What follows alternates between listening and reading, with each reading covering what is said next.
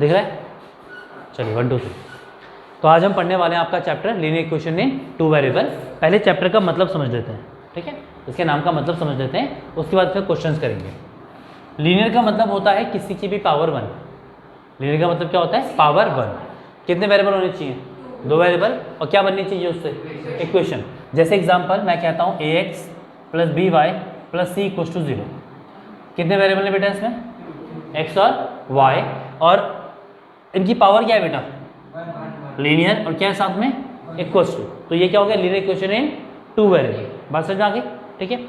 Linear equation 2 variable. अब याद रखना कि जो भी इस तरह की इक्वेशन होगी, जैसे मान लीजिए मैं एग्जांपल लेता हूँ, मैंने कहा 3x + 4y + 9 = 0। लीनियर इक्वेशन है कि नहीं है बेटा? इससे बनती है एक लाइन। क्या बनती है इससे? लाइन। क्लास 9th में आपने करा होगा, ग्राफ बनाना सीखा होगा, ठीक है। अगर ये एक इक्वेशन है तो एक लाइन बनेगी, अगर 2 इक्वेशन होगी तो 2 लाइन बनेगी, ठीक है। अब मेरी बात पे ध्यान देना। मान लेते हैं कि 2 इक्वेशन है। पहली इक्वेशन है a1x + b1y + c1 = 0, और दूसरी इक्वेशन है बेटा a2x + b2y + c2 = 0। अब ये 2 इक्वेशन है तो कितनी लाइन बनेगी इससे? 2 लाइन बनेगी। 2 लाइन किस किस तरह से बन सकती है? वो एक दूसरे को काट सकती है, वो एक दूसरे के पैरेलल होती है, और एक दूसरे के ऊपर चढ़ सकती है। तो जो 2 लाइन ड्रॉ होती है वो 3 तरीके से होती है। इंटरसेक्टिंग हो सकती है, पैरेलल और कोइंसिडेंट। बात समझ में आ गई? हमने पहले भी पढ़ा है। अब यहाँ पे बात है कि मैं तुम्हें ग्राफ सिखा रहा हूँ, एक ग्राफ सिखा रहा हूँ, ठीक है, बाकी फिर तुम प्रैक्टिस करोगे। एक क्वेश्चन लेते हैं, 3x + 4y = 12 एक इक्वेशन है, और दूसरी इक्वेशन है x - y = 4। कुछ भी होता है। क्वेश्चन दिया कि ड्रॉ ग्राफ। क्या ड्रॉ करना है बेटा आपको? ग्राफ ड्रॉ करना है, ठीक है। अब अगर आपको याद होगा तो हमने कल पढ़ा था कि जब भी ग्राफ ड्रॉ करते हैं तो पहले हम क्या बनाते हैं? Solution set. क्या बनाते हैं बेटा? सॉल्यूशन सेट बनाते हैं। तो 3x + 4y = 12। बात समझ में आ रही है? मैं जल्दी तो नहीं बोल रहा हूँ, समझ में आ रहा है? तो हमने क्या दिया आपको? 2 इक्वेशन दी है। 2 इक्वेशन से क्या बनेगी? 2 लाइन। उन लाइन से क्या बनेगा? एक ग्राफ। हमें वो निकालना है, ठीक है। हमने पहली लाइन ड्रॉ कर ली, पहला इक्वेशन ड्रॉ कर ली, 3x + 4y = 12। अब यहाँ सुनिए बेटा, सबसे पहले आप इक्वेशन x में क्या रखेंगे? x में क्या रखेंगे बेटा? 0। x में रख दो 0, x में रख दो 0 ऐसे करके। बात समझ में आई कि नहीं बेटा? 3 0 जा, क्या बच्चा? 3 0 0 खत्म हो गया ना। 4 कहाँ जाएगा इसके? हाँ है ना। अगली बार अब x में क्या रख दो? कुछ और रख दो, या y में रख दो। y में क्या रख दो आप? y में 0 रखो। देखो 3x + 4, y की जगह क्या हो गया बेटा? = 12। 4 0 जा, खत्म। 3x = 4। 3 कहाँ जाएगा इसके? 3 4 जा 12 आ गया। तो जो सॉल्यूशन सेट आया वो कैसा आया बेटा? ध्यान देना, उसमें x और y की वैल्यू आई। x और पहले x कितना था? 0, y कितना था? 3। मार के मौत हो गया। x की वैल्यू 0 थी, y की वैल्यू कितनी थी बेटा? 3। x की वैल्यू कितनी है बेटा? 4। y की वैल्यू क्या है बेटा? इतना समझ में आया कि नहीं आया? आया समझ में? हो गया? इतना समझ में आया कि नहीं आया बेटा? पक्का? ये इक्वेशन बन गई। अब दूसरी वाली की बारी है बेटा, x - y = 4। अब वही x में क्या रखोगे? पहले आपने x में 0 रख दिया, x में रखोगे 0 तो 0 - y = 4 हो जाएगा ऐसे। 0 - 0 को लिखो कोई फर्क नहीं पड़ता बेटा। तो -y = 4, माइनस इधर शिफ्ट हो जाएगा, हाँ है ना। अब सॉल्यूशन सेट बनता है बेटा ऐसे करके, x और y। x में क्या रखा? y कितना आ गया? अब किसकी बारी है बेटा? y को रख दो 0, तो x - 0 बेटा, y की जगह 0 ना। x - 0 क्या होता है बेटा? x होता है ना। x - 0 क्या होता है बेटा? x। 4 ऐसे कैसे आ गई? x की वैल्यू 4 आ गई, और y की वैल्यू क्या आ गई बेटा? x की वैल्यू 4 आ गई, y की वैल्यू क्या आ गई? 0। इतना समझ में आया कि नहीं आया? पहले आप ये समझ लो। यहाँ तक कोई दिक्कत है तो? यहाँ तक कोई दिक्कत है तो देख लो बेटा। पक्का समझ में आ गया बेटा? अब सुनो, नोट कर रहे? नोट कर रहे हो? पहले कर लेते ना अभी। ओहो, एक मिनट है तो कर दो। अच्छा चेक आउट चल रहा है, कर दिया? स्टार्ट कर दिया? ठीक है। यहाँ देखिए बेटा, अब मैं आपको ग्राफ ड्रॉ करना सिखा रहा हूँ। बेटा ये एक्स एक्सिस होती है, ये क्या होती है, वाई एक्सिस। ये ओरिजिन होता है बेटा, ये सब आपने 9th क्लास में पढ़ा है। ये पॉइंट 1 है, ये पॉइंट 2 है, ये पॉइंट 3, फिर 4, फिर 5। इधर क्या होता है, -1, -2, -3, -4, -1, -2, -3, है ना बेटा। 1 2 3 4 5 एंड 6 ग्राफ पेपर में अच्छे से ड्रॉ हो जाएगा। ये समझ में आ गया दोनों हमने कैसे बनाए। सबसे पहला पॉइंट ये होता है, एक्स की वैल्यू क्या है बेटा, मतलब एक्स तो है ही नहीं, कौन है केवल, वाई की वैल्यू 3 होगी। पहला पॉइंट ये हो गया। इसी में दूसरा पॉइंट, एक्स की वैल्यू 0, वाई की वैल्यू 4, एक्स की वैल्यू 4, वाई की वैल्यू 0, वाई की वैल्यू 0 मतलब वाई तो है ही नहीं, केवल एक्स 4 पॉइंट हो गया। इन दोनों को जोड़ के ये बना कि नहीं बना, पहली लाइन, हाँ या ना। अब दूसरी लाइन की बारी है, एक्स की वैल्यू 0, वाई की वैल्यू -4, वाई की वैल्यू -4 ये हो गई बेटा, वाई है ना, वाई एक्सिस ही होती है बेटा, और एक्स की वैल्यू 0 मतलब एक्स तो है ही नहीं।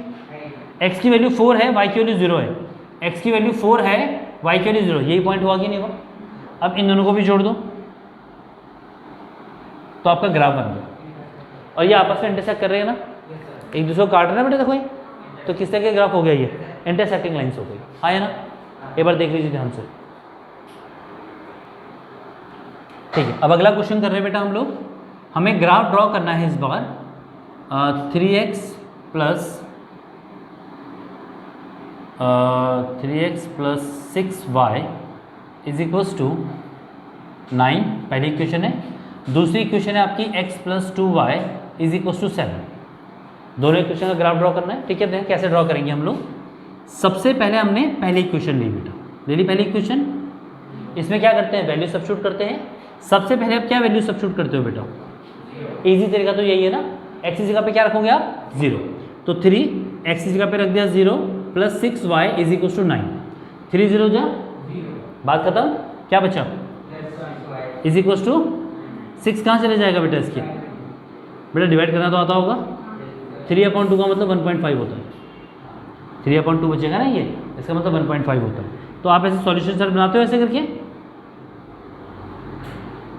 x में क्या रखा आपने, तो y की वैल्यू कितनी आ गई बेटा।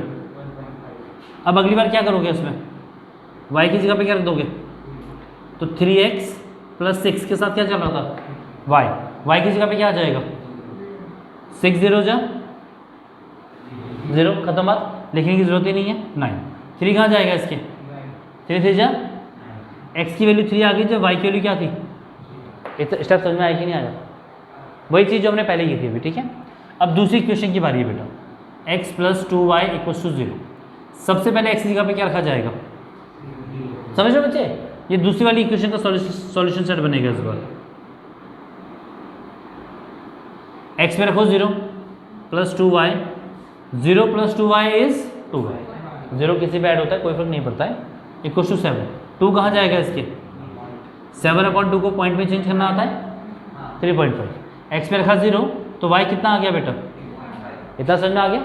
अब अगली बार क्या रखोगे, y में रखो 0, x + 2 y की जगह 0 = 7, बेटा 2 0 जा, खत्म बात, हटा देंगे, क्या बचेगा केवल, x की वैल्यू 7 आ गई, जब y को क्या रखा गया, ध्यान से देखिए एक बार, समझ में आया कि नहीं आया, पक्का। आगे बढ़ते हैं, अब हम ग्राफ ड्रॉ कर रहे हैं, देखो बेटा ऐसा होता है ग्राफ, ये x एक्सिस होता है, ये क्या होता है आपका, y एक्सिस होता है। 1 2 3 4 5 6 7 and so on, 1 2 3 4 and so on, -1 -2 -3 -4 -1 -2 -3 and -4 so on. समझ में आया कि नहीं आया, पक्का। अब सुनिए बेटा, सबसे पहला पॉइंट क्या है आपका, 0 1.5, x की वैल्यू 0 है, मतलब x तो है ही नहीं, कौन है केवल, y 1.5 है, y 1 है बेटा, 2 ये है, तो 1.5 इसके बीच में हो जाएगा। x की वैल्यू कितनी है अगली बार, 3, और y की क्या है बेटा, 0, y 0 है मतलब y नहीं है, कौन है केवल, x की वैल्यू 3। ये समझ में आया कि नहीं आया। तो पहला लाइन ये ड्रॉ, ओहो गलत हो गई,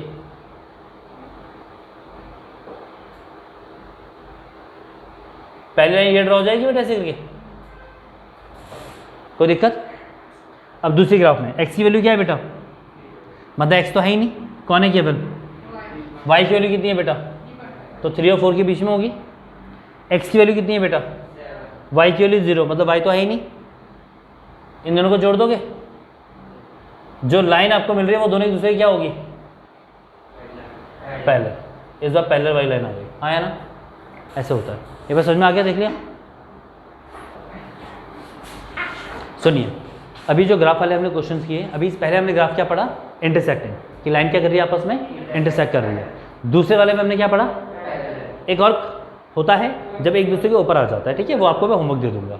इसके अलावा जो क्वेश्चंस आते हैं, जो पहले हम अगर देखें, पहले टाइप्स ऑफ क्वेश्चंस देखें, तो ये 3 तो हो गए अलग से। इसमें ना आपको 2 इक्वेशन दी जाती थी। क्या दी जाती थी, 2 इक्वेशन। उन 2 इक्वेशन से आपको क्या बनाना पड़ता था, ग्राफ। एक तरह का ट्रायंगल बनना कि नहीं बनना, देखो ये इस ट्रायंगल का एरिया भी निकालना पड़ता है। तो ये क्वेश्चन आपकी वर्कशीट्स में, तो ये आपको वर्कशीट्स में दूंगा, और जब आपको नहीं आएंगे तो प्रैक्टिस करेंगे उसको। बताइए, आपको मैं वर्कशीट में दूंगा और वर्कशीट में इसको करेंगे, ठीक है। समझ में आ गया, मतलब इसको हम रिकॉर्डिंग नहीं करेंगे ना, केवल एनसीईआरटी में। समझ में आ गया था बेटा, आगे बढ़ते हैं। अब मैं पढ़ता हूँ आपके पास 2 equation, a1x plus b1y plus c1 equals to 0, a2x plus b2y plus c2 equals to 0। जब आपको 2 इक्वेशन दी होती हैं तो 2 लाइन बनती है।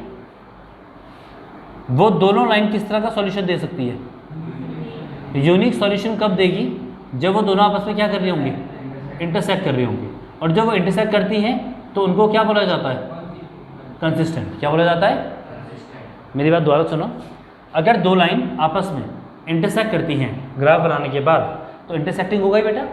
तो किस तरह का सॉल्यूशन देती है ये, यूनिक सॉल्यूशन क्यों बोलते हैं, क्योंकि वो किसी एक पॉइंट पे टच कर रही है, एक पॉइंट पे क्या कर रही है, अपने आप को टच कर रही है, तो इसलिए क्या बोला जाता है, उनको यूनिक सॉल्यूशन बोला जाता है। और इन्हीं 2 लाइन को क्या बोला जाता है, इंटरसेक्टिंग लाइन।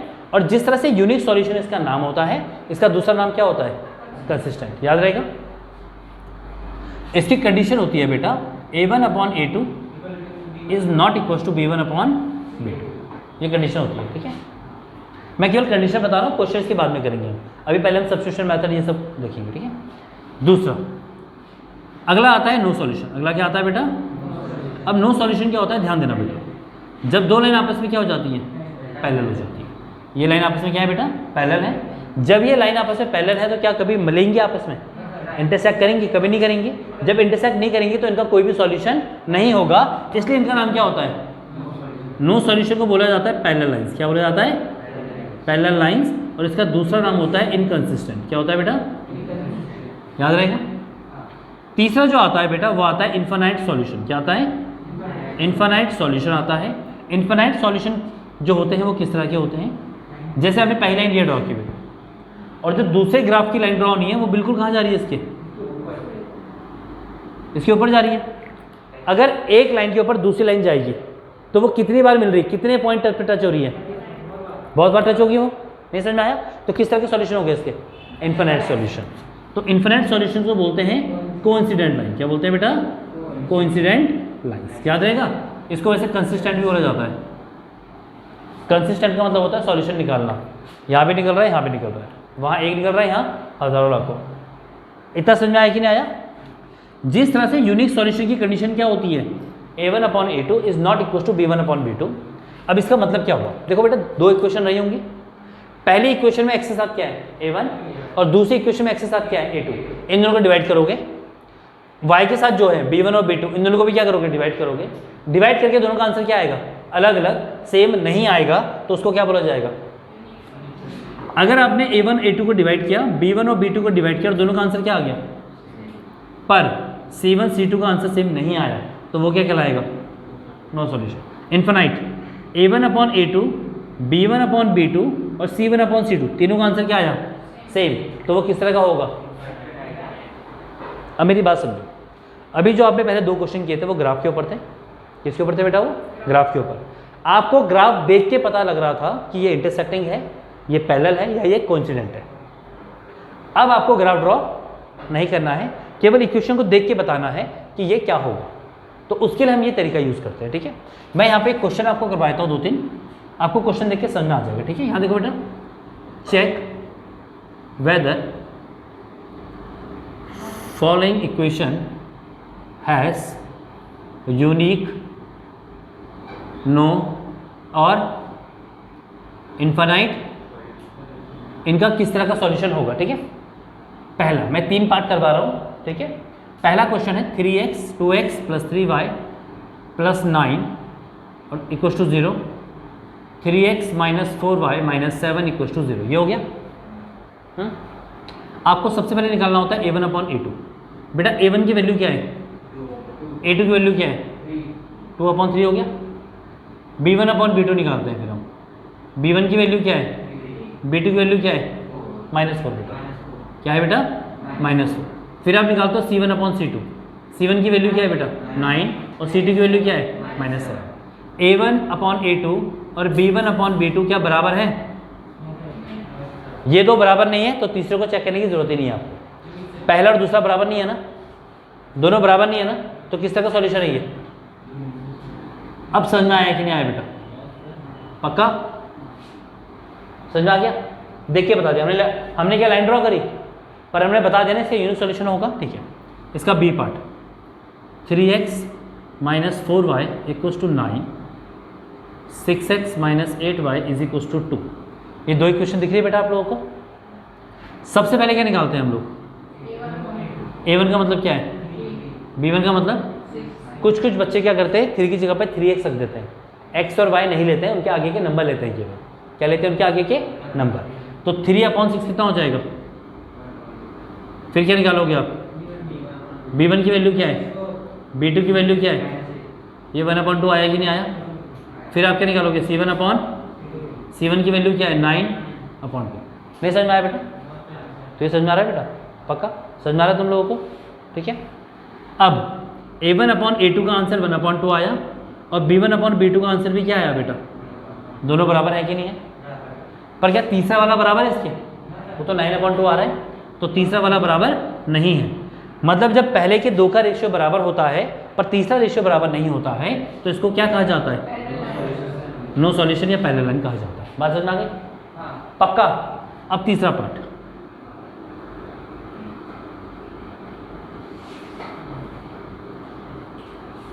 अब ये दो इक्वेशन है, पहले क्या निकालोगे आप।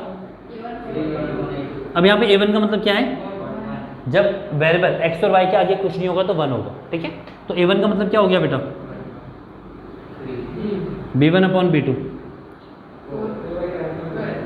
कितना आ गया, फिर c1 अपॉन c2, 7 1 7 7 3 21, 1/3 आया कि नहीं आया। देखो a1 अपॉन a2 भी 1/3 आया, b1 अपॉन b2 भी 1/3 आया, c1 अपॉन c2 भी 1/3 आया, तीनों 1/3 आए, तीनों बराबर आ रहे हैं। मतलब जब तीनों बराबर आते तो किस तरह का सॉल्यूशन होता है, इनफाइनाइट सॉल्यूशन। अब समझ में आया कि नहीं आया, पक्का श्योर। एक बार देख लीजिए ध्यान से,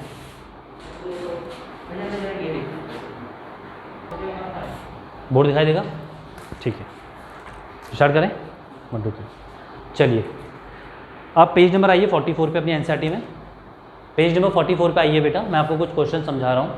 ठीक है, पेज नंबर 44 में आप देखेंगे एक्सरसाइज 3.1 आपको दिखाई देगी। ठीक है, आफ्ताब, जो पहला क्वेश्चन है इसका 3.1 का पहला क्वेश्चन है, उसको देखेंगे हम लोग। Aftab tell his daughter 7 year ago, Aftab अपनी बेटी को कहता है कि 7 साल पहले की बात है बेटा, I was 7 time as old as you were then, मैं तुम्हारी एज का क्या था 7 टाइम्स था। कब की बात है, 7 साल पहले की बात। ऑल्सो 3 years फ्रॉम नाउ, दोबारा बोलता है आज से 3 साल बाद, आज से 3 साल बाद आई शैल बी 3 times ओनली, मैं तुम्हारा क्या रह जाऊंगा, केवल 3 गुना रह जाऊंगा। तो represent this situation algebraically and graphically.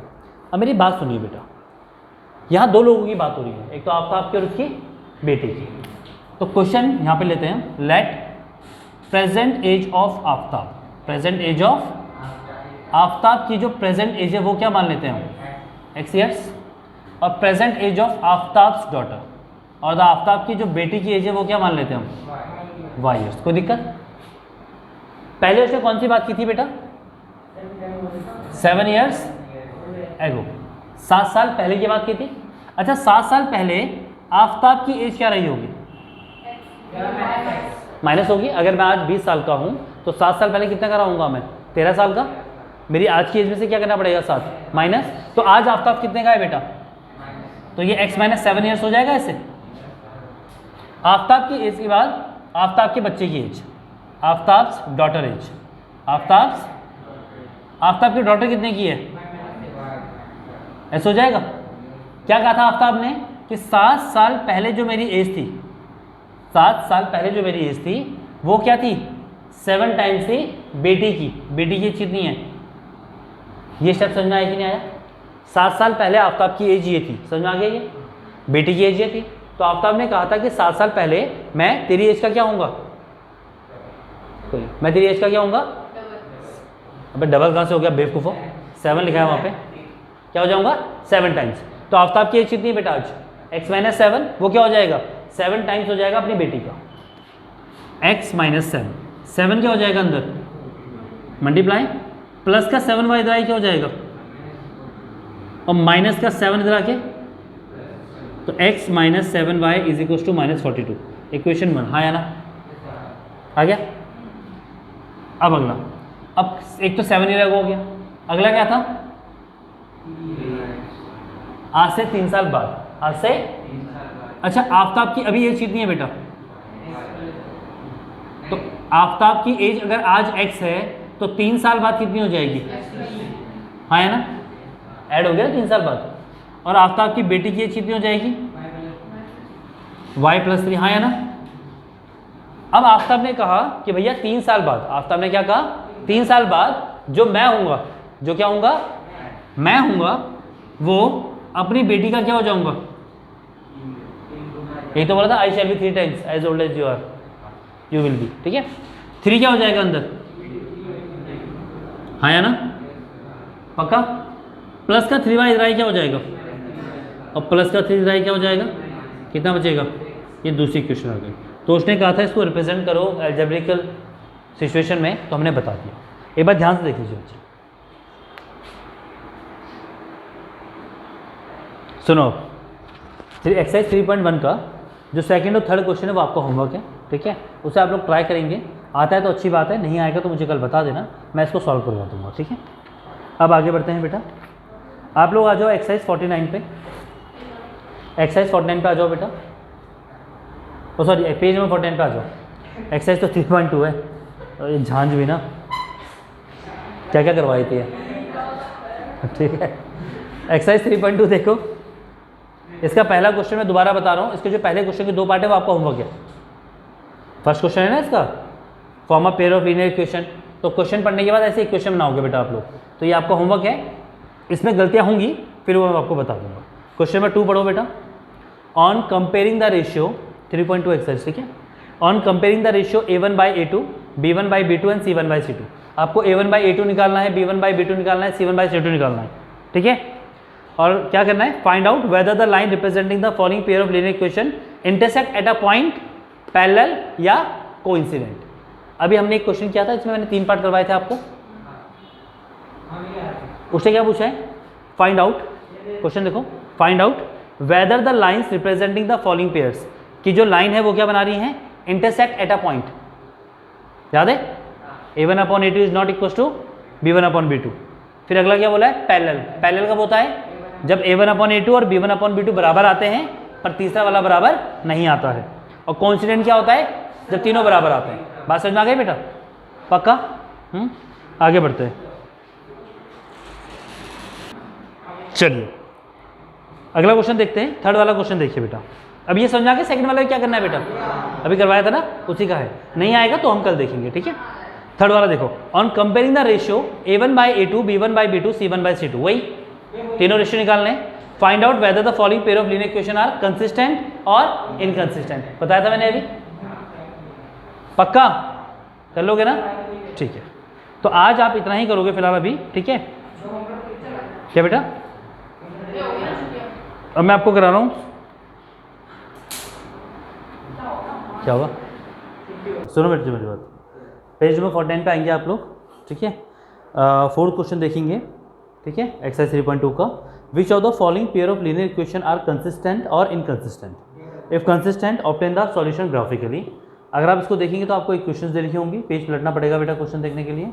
आपको इक्वेशन दे रखी है, 2 इक्वेशंस, आप सबसे पहले इनमें चेक करेंगे, a1 upon a2, b1 upon b2, c1 upon c2, पहले चेक करेंगे, जिनमें कंसिस्टेंट सॉल्यूशन होगा उनका ग्राफ बनाओगे आप, यूनिक सॉल्यूशन और इन्फिनिट वालों में, ठीक है, समझ में आ गया। और उनका क्या निकालोगे, सॉल्यूशन, केवल यूनिक ही बनाना, बाकी का सॉल्यूशन तो आप निकाल नहीं पाओगे। फिफ्थ क्वेश्चन देखिए आप लोग, वो ज़रा इंपॉर्टेंट है। फिफ्थ क्वेश्चन देखेंगे हम लोग।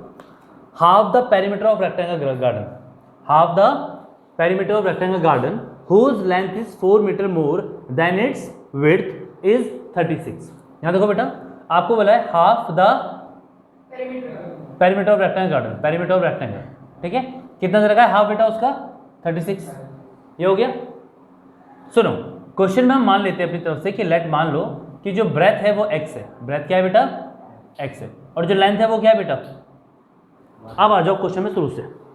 उसने बोला half the perimeter rectangle garden, आपको पेरीमीटर रेक्टेंगल का हाफ करना है, कॉमा और कॉमा के बीच में आपको लेंथ दी हुई है बेटा, whose length is 4 metre more than its width, मतलब जो लेंथ होगी वो विड्थ से कितनी ज़्यादा होगी 4। अगर आप अपनी तरफ से मान लेते हैं कि जो विड्थ है या जो ब्रेथ है वो x है, तो लेंथ उससे 4 ज़्यादा हो जाएगी, लेंथ क्या हो जाएगी उससे 4 ज़्यादा हो जाएगी। इतना समझ में आ गया। हमने इसको दोबारा यूज़ किया, हाफ पेरीमीटर ऑफ रेक्टेंगल, क्या होता है पेरीमीटर ऑफ रेक्टेंगल बेटा, 2 लेंथ प्लस ब्रेथ, क्या होता है बेटा 2 लेंथ प्लस ब्रेथ, हाँ या ना, 2 शुरू कर जाएगा, क्या बचेगा length plus breadth is equal to 36। What is length, what is breadth, नहीं बेटा लेंथ तो x plus 4, what is length x plus 4, what is breadth x is equal, 1 minute pause करना। तो इसमें क्या हुआ, तो लेंथ की जगह रख दिया आपने x प्लस 4, ब्रेथ की जगह क्या रख दिया बेटा आपने x प्लस x प्लस का 4 इधर क्या होगा, कितना बचेगा 2 कहाँ जाएगा इसके 16 आ गया। बात समझ में आई कि नहीं, ठीक है। अच्छा, अब मैंने कहा जो x है वो x था क्या बेटा, ब्रेथ आ गई आपकी 16। अब आपको क्या निकालनी है लेंथ, लेंथ का मतलब क्या था बेटा 16 प्लस 4 कितना हो गया, तो लेंथ और ब्रेथ दोनों निकल गई। बात समझ में आई कि नहीं आई। वैसे इसमें 2 वेरिएबल यूज़ करने थे हमको, पर हमने एक ही वेरिएबल से कर दिया। पक्का समझ में आ गया। एक बार देख लीजिए ध्यान से बेटा, कोई दिक्कत तो पूछ लीजिए। इसी में आगे बढ़ते हैं। अब क्वेश्चन नंबर 6 देखिए, क्वेश्चन नंबर 6 देख लीजिए बेटा, ये भी थोड़ा अलग सा क्वेश्चन है। क्वेश्चन नंबर 6 कोई गिवन द लीनियर इक्वेशन, अगर क्वेश्चन नंबर 6 आप देखेंगे तो given the linear equation 2x plus 3y minus 8, देखो बच्चे 2x plus 3y minus 8 is equal to 0। Write another linear pair of equation, आपको write another linear equation in 2 variable such that the geometric representation of the pair of so form is intersecting line, parallel line और coincident line. इसका मतलब क्या है पहले वो समझो बेटा। आपको इक्वेशन दे रखी है, आपको एक इक्वेशन और बनानी है, आप लोगों को एक इक्वेशन और बनानी है, और किस तरह से बनानी है, इस तरह से बनानी है कि एक बार क्या दिखे वो इंटरसेक्टिंग लाइन, एक बार क्या दिखे वो पैरेलल लाइन, एक बार क्या दिखे वो कोइंसिडेंट लाइन, ठीक है। सबसे पहले फॉर इंटरसेक्टिंग, किसके लिए बेटा, इंटरसेक्टिंग का मतलब यूनिक सॉल्यूशन होता है। किसका होता है यूनिक सॉल्यूशन। अगर आपको यूनिक सॉल्यूशन की कंडीशन याद होगी तो a1 upon a2 is not equal to b1 upon b2 होता है, हाँ है ना। a1 ये होता है, b1 ये होता है, हाँ है ना। दोनों का रेशियो बराबर नहीं होना चाहिए। तो इसके लिए सबसे अच्छा तरीका ये है कि जब दोनों का रेशियो बराबर नहीं चाहिए ना आपको, तो पहले वाले को अलग नंबर से मल्टीप्लाई करो और दूसरे वाले को अलग नंबर से और तीसरे वाले को अलग नंबर से। बात समझ में आ गई। पहले वाले को किससे मल्टीप्लाई करना चाहते हो आप लोग, 8, 8 2 जा 16, इसको 4, 4 3 जा 12, इसको 2, ये आ गया। बात समझ में आई। किस में करते हैं ऐसा, ये इंटरसेक्टिंग सॉल्यूशन में। क्या करा हमने, हमें दूसरी इक्वेशन बनानी थी जो इंटरसेक्टिंग लाइन, अच्छा 16 आएगा, ये 2 से मल्टीप्लाई किया था 16 आ गया। अब आप खुद अपने दिमाग में देखो बेटा, 2 अपॉन 16 करो कितना आएगा 1/8, 3 अपॉन 12 करोगे कितना आएगा 1/4, -8 अपॉन -16 करोगे तो 1/2। तीनों का रेशियो लगा रहा कि नहीं आ रहा, मतलब पहले दो का रेशियो तो अलग आ ही रहा है, तो यूनिक सॉल्यूशन हुआ कि नहीं हुआ। दूसरे पार्ट में क्या निकालना है बेटा, पैरेलल लाइंस। क्या निकालना है बेटा, पैरेलल लाइंस। अगर आपको पैरेलल लाइंस याद होंगी तो पैरेलल लाइंस का मतलब होता है नो सॉल्यूशन। क्या होता है बेटा, नो सॉल्यूशन। अब नो सॉल्यूशन का मतलब क्या हुआ, a1 अपॉन a2 और b1 अपॉन b2 बराबर होंगे पर c1 अपॉन c2 बराबर नहीं होंगे।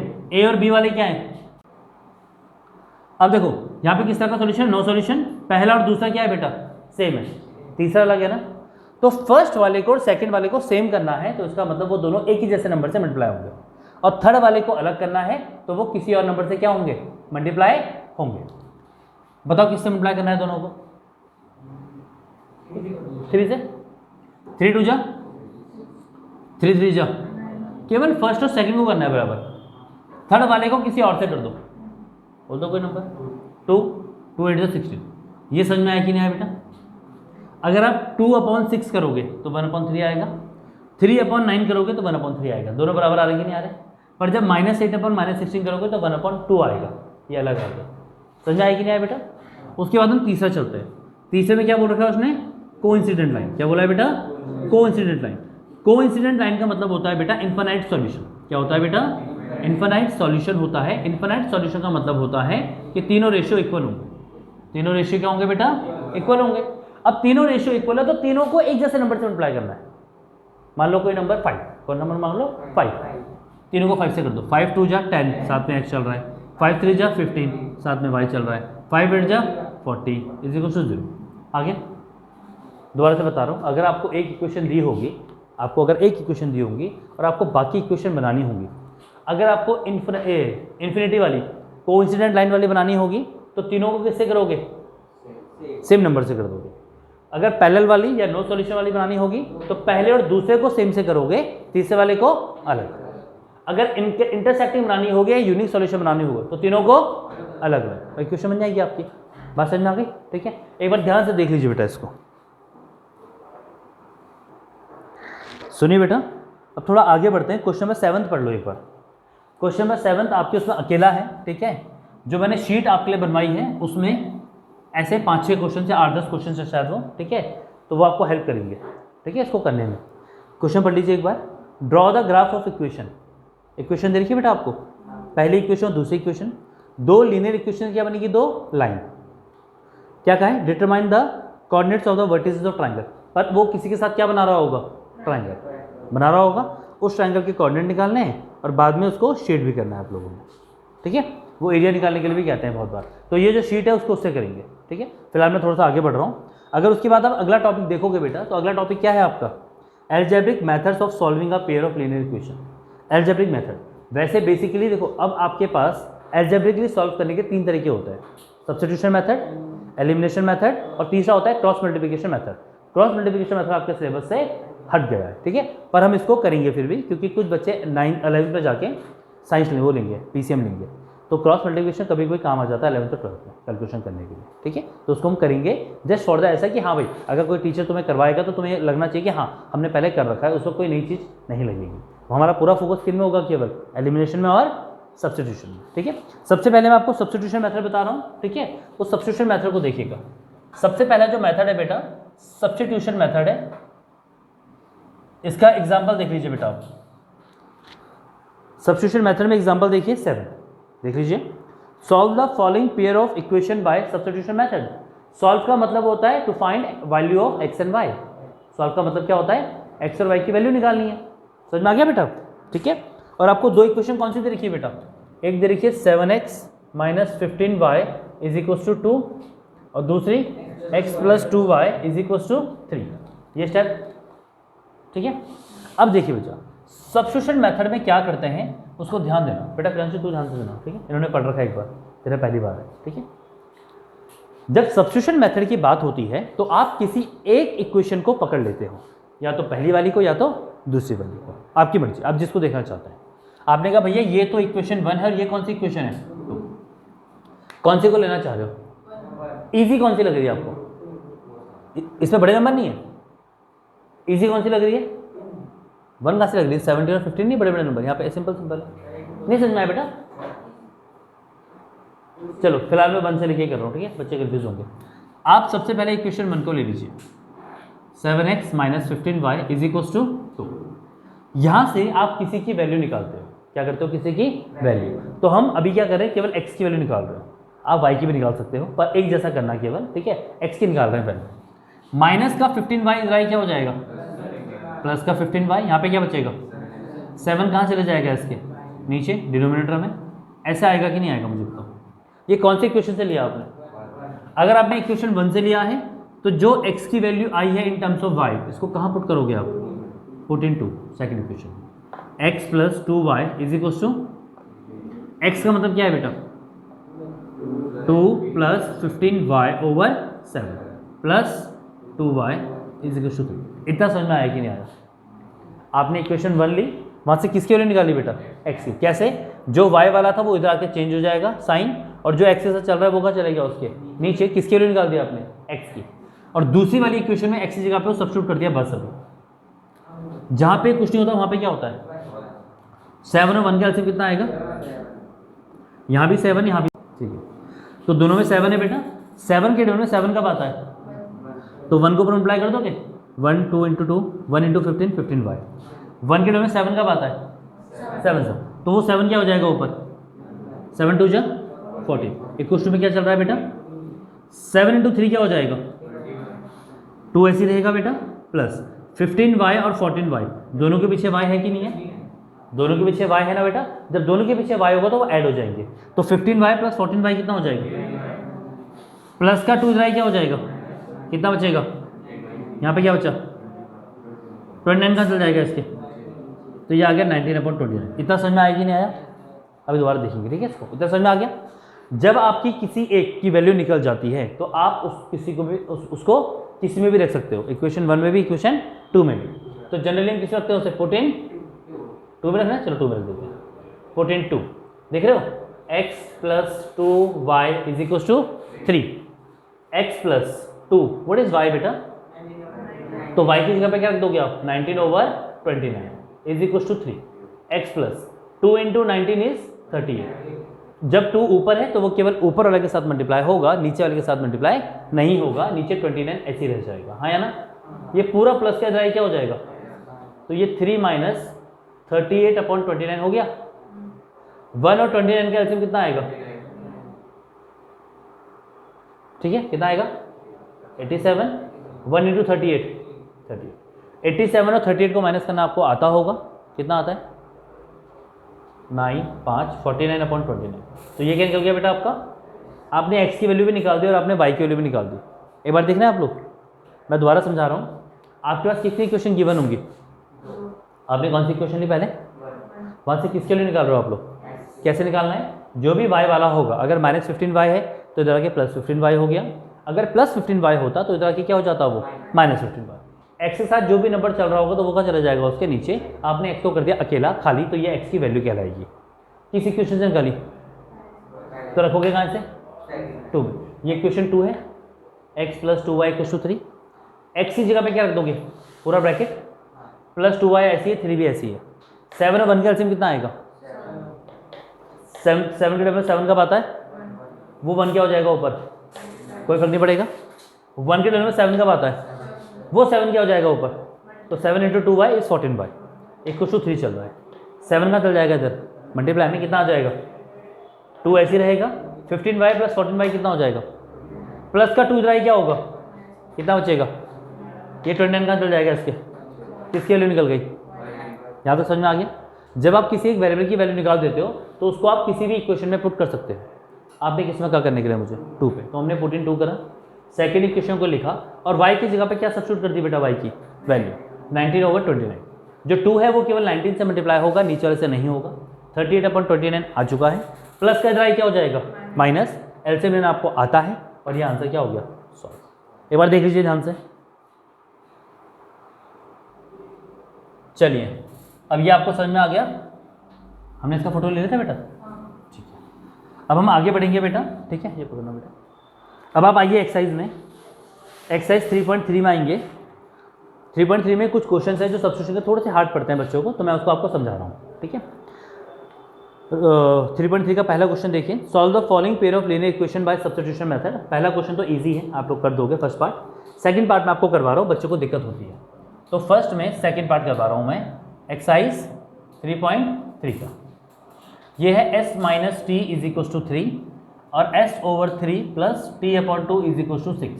ये इक्वेशन 1 है, ये इक्वेशन क्या है बेटा? 2, ठीक है। अभी इक्वेशन 2 पूरी नहीं बनी है बेटा, क्योंकि इक्वेशन 2 में क्या है? डिनोमिनेटर में नंबर है। तो जब कभी भी डिनोमिनेटर में नंबर्स होते हैं तो आप क्या लेते हो? पहले एलसीएम। क्या लेते हो बेटा? एलसीएम। 3 और 2 का एलसीएम कितना आता है बेटा, लेना आता होगा। 3 के टेबल में 6 कब आता है, 2, वो 2 ऊपर मल्टीप्लाई हो जाएगा, 2 इंटू एस 2s। 2 के टेबल में 6 कब आता है, तो 3 into t is equal to 6, 6 into 6 यह आ गया 2s प्लस 3t, इक्वेशन 2 आ गई। कोई दिक्कत यहाँ तक, पक्का? अब ध्यान दो बेटा, आपने इक्वेशन 1 ली पहले, कौन सी इक्वेशन ली बेटा, 1। s minus t is equal to 3, minus का टी इधर क्या हो जाएगा, निकाल दिया s की वैल्यू, कौन सी इक्वेशन से निकाली, 1 से। तो कहाँ सब्स्टिट्यूट करोगे इसे, 2 इक्वेशन क्या है बेटा, 2s plus 3t is equal to 36 था।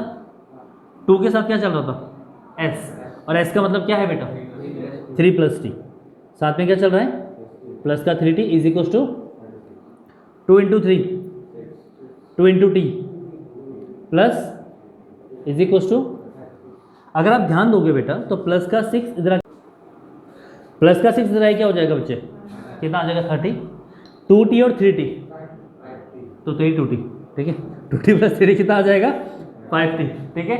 5 कहाँ जाएगा इसके नीचे, तो 30/5 आ जाएगा, और क्या निकल जाएगा, इतना समझ में आ गया। जब आप किसी एक वेरिएबल की वैल्यू निकाल देते हो तो आप उसे कहीं भी सब्स्टिट्यूट कर सकते हो। आपने पहले पुट इन 2 कहा था, इस बार क्या करते हैं, पुट इन 1 करते हैं। 1 इक्वेशन क्या है बेटा, s minus t is equal to 3, s minus t का मतलब क्या है बेटा 6, माइनस का 6 इधर क्या हो जाएगा, प्लस का 6 कितना हो जाएगा 9। तो आपने s की वैल्यू भी निकाल दी, आपने s की वैल्यू भी, t की वैल्यू भी निकाल दी। समझ में आ गया, ये समझ में आ गया, 2t प्लस 3t, नहीं आया तो भाई 2t, ठीक है। पॉज कर दो, चलिए यहाँ देखिए बेटा, सुनो, पहले 3.3 का हम थर्ड क्वेश्चन कर रहे हैं, ठीक है। उस थर्ड क्वेश्चन में आपको एक चीज़ पता लगेगी आज, आ जाओ बेटा।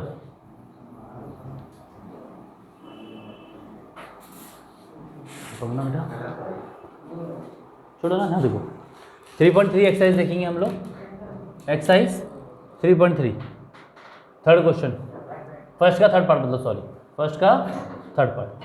3x minus y is equal to 3, 9x minus 3y is equal to 9। कौन से मेथड से कहा है बेटा करने के लिए, सब्स्टिट्यूशन मेथड, ठीक है, पकड़ना बेटा।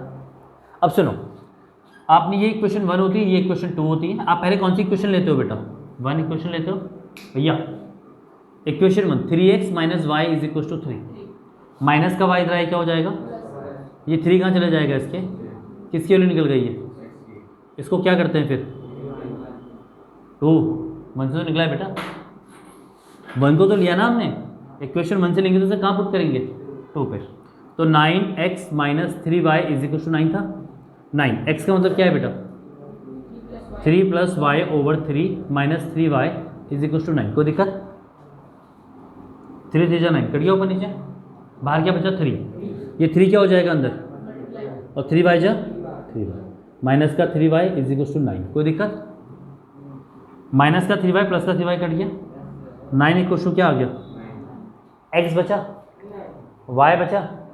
सुनिए, अगर कभी ऐसा करते हो सब्स्टिट्यूशन मेथड में, यहाँ देखो बेटा दोनों चीज़ें इक्वल आ जाती हैं, आ गया, तो ये होता है आपका इन्फिनाइट सॉल्यूशन। क्या होता है बेटा, ये इट हैज़ इन्फिनाइट सॉल्यूशन, याद रहेगा। जब इसकी इन्फिनाइट सॉल्यूशन है तो क्या आप इसकी x और y की कोई वैल्यू निकाल सकते हो, तो जितने भी पॉइंट्स इस लाइन में होंगे वो सब क्या होंगे, उसके आंसर्स होंगे, तो इसको आपको आगे सॉल्व नहीं करना होता है, ठीक है। समझ में आ गया, दृश्य देना बेटा, ठीक है, इसकी फोटो ले लो, ऐसी पॉज मत करना। सुनो, ये समझ में आ गया बेटा, ठीक है। अब आगे बढ़ते हैं बेटा, इसका फोर्थ वाला पार्ट देखो बेटा, फोर्थ वाला पार्ट पे आपको दिक्कत हो रही थी ना, फोर्थ वाला पॉइंट देखो बेटा, 0.2x plus 0.3y is equal to 1.3, 0.4x plus 0.5y is equal to 2.3। ये क्वेश्चन है, यहाँ देखो बेटा इजी होता है, जब यहाँ पॉइंट हटेगा तो नीचे क्या आएगा 10, पॉइंट हटेगा तो क्या आएगा, पॉइंट हटेगा क्या आएगा, सबके नीचे 10 है तो क्या हो जाएंगे वो कैंसिल, सबके कैंसिल, तो क्या बच जाएगा 2x plus 3y is equal to 13।